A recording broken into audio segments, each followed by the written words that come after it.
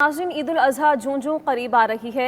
जनूबी पंजाब के शहर बहावलपुर में खुश्क और सब्ज़ मसाला जात के रेट भी बढ़ते चले जा रहे हैं। बहावलपुर से इस वक्त हमारे साथ मौजूद है हमारे नुमाइंदे अमजद आवान, उनसे बात करते हैं। अमजद, बताइएगा गर्म मसाला जात इतने महंगे क्यों हो गए हैं, क्या वजह है?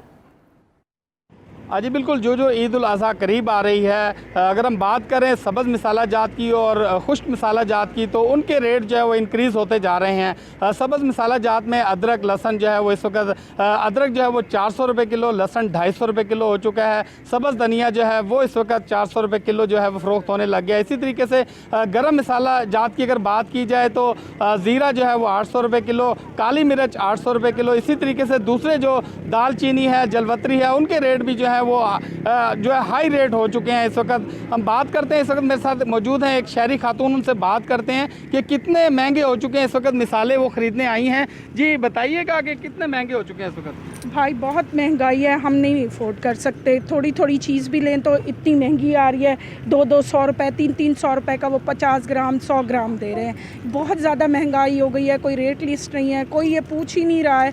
इस पर भी तवज्जो दे। सब्ज़ी बहुत महंगी कर दी है, इस तरह हम प्लीज़ मत करें। हाँ जी बिल्कुल, इनका कहना है कि जो इस तरीके से खुश्क मिसाला जाते हैं, इनके रेट्स जो है वो यहाँ पर नहीं दिए जाते मार्केट की तरफ से।